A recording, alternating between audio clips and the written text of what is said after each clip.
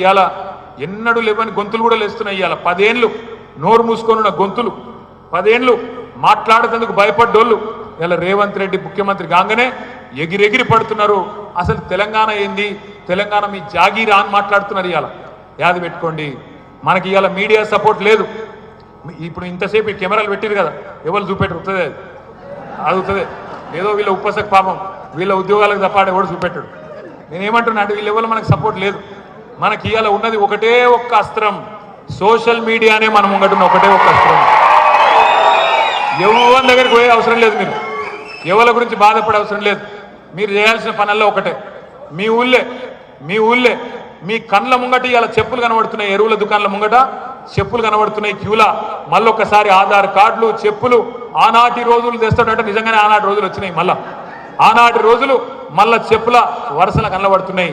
మీరు చేయవలసిందల్లా ఒకటే, ఒక ఫోటో కొట్టుండ్రి, ఒక వీడియో తీయండి, వాట్సాప్లో పెట్టుండ్రి.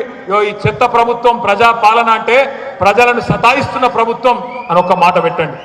మీరు ఒక్కొక్కరు ఒక్కొక్క కేసీఆర్ లాగా సోషల్ మీడియాలో విజృంభించాలని చెప్పి నేను కోరుతా ఉన్నా బీఆర్ఎస్ విద్యార్థులను. ఒక రిక్వెస్ట్ మీ అందరితో, మర్చిపోండి. ఇక మన పేపర్లలో ఫోటోలు ఇస్తారు, టీవీలలో చూపెడతారు, మర్చిపోండి, చూపెట్టరు. వాళ్ళు డిసైడ్ అయిపోయింది. మొన్న జగదీష్ అన్న మంచిగా చెప్పిండు, ఇప్పుడు రాష్ట్రంలో మీడియా సంస్థలు పనిచేస్తలేవు, మన క్యారెక్టర్లు ఖతం చేసే స్లాటర్ హౌజులు కొన్ని పనిచేస్తున్నాయి.